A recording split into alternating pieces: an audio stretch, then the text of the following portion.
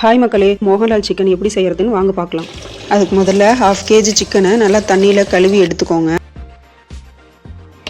அடுத்து ஒரு கை சின்ன வெங்காயம், 7 பல் பூண்டு, சின்னதாக 2 துண்டு இஞ்சி, 5 பச்சை மிளகாய், 2 கொத்து கருவேப்பிலை எடுத்துக்கோங்க.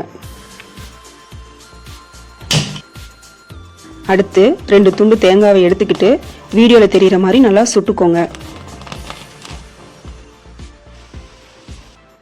அடுத்து சில்லி ஃப்ளேக்ஸ் ரெடி பண்ணலாம். அதுக்கு 4 வரமிளகாயை இடிக்கல்ல போட்டு இடிக்கும் போது நமக்கு சில்லி ஃப்ளேக்ஸ் ரெடி ஆயிரும். அடுத்து 1 ஸ்பூன் சோம்பு, 1/4 ஸ்பூன் மஞ்சத்தூள் எடுத்துக்கோங்க. அடுத்து எடுத்து வச்ச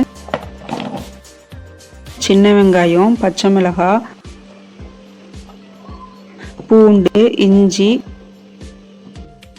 கருவேப்பிலை, சோம்பு இதெல்லாம் மிக்சரில் சேர்த்து நல்லா கொரப்பாக அரைச்சி எடுத்துக்கோங்க.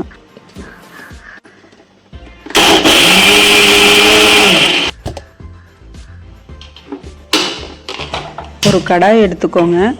தேவையான அளவுக்கு எண்ணெய் ஊற்றிக்கோங்க. எண்ணெய் நல்லா சூடானதும் அரைச்சி வச்ச பேஸ்ட்டை இதில் சேர்த்துக்கோங்க.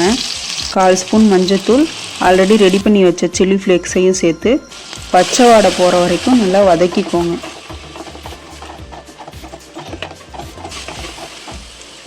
அடுத்து இது வணங்கிட்டு இருக்கும் போதே நம்ம ஆல்ரெடி சுட்டு வச்ச தேங்காவை சின்ன சின்ன துண்டா நறுக்கி மிக்சரில் சேர்த்து கொரப்பாக அரைச்சி எடுத்துக்கலாம்.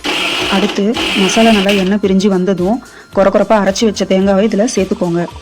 இப்போ சேர்த்தது எல்லாத்தையும் நல்லா வணக்கிக்கலாம். அடுத்து கழுவி வச்ச 1/2 கிலோ சிக்கனை சேர்த்துக்கோங்க. 1 ஸ்பூன் உப்பு போட்டு நல்லா கிளறி விட்டுக்கோங்க.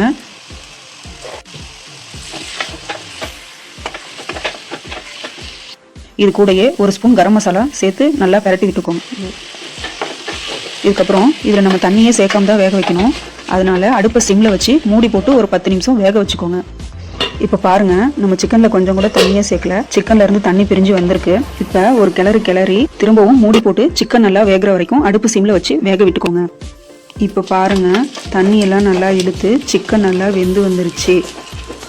இந்த வீடியோவில் இருக்க பதத்துக்கே நீங்களும் சிக்கனை வேக வச்சு எடுத்தீங்கன்னா மோகன்லால் சிக்கன் ரெடி. இதை ஒரு முறை உங்கள் வீட்டில் செஞ்சு கொடுத்து பாருங்கள். அப்புறம் உங்களை திரும்ப திரும்ப கேட்டு தொல்லை பண்ணுவாங்க.